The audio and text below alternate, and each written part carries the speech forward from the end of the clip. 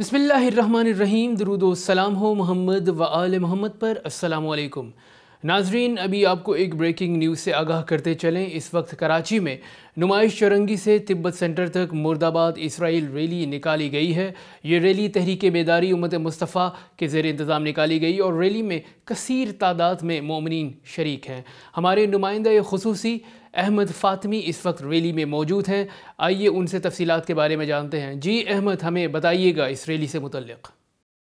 नाज़रीन, आप इस वक्त जैसा कि देख रहे हैं कि मुर्दाबाद इसराइल रैली नुमाइश से तिब्बत सेंटर की तरफ जारी और सारी है, जिसमें मोमिनीन की एक बहुत बड़ी तादाद शरीक है। और ये रैली उलमाए किराम की सरपरस्ती में अमरीका और इसराइल के खिलाफ पाकिस्तानी मिल्लत की गैरत का इजहार है, जिसमें अमरीका और इसराइल के खिलाफ अवाम अपने जज्बात का मुसलसल इजहार कर रहे हैं। और इसी तरह से अहले सुन्नत उलमा और अहले सुन्नत अवाम इसमें शरीक है। और ये पूरी पाकिस्तानी मिल्लत और उम्मत की एक नुमाइंदा रैली है, जो कि इसराइल के जारियाना इक़दामात के खिलाफ अवाम के इजहार पर मुश्तमिल है।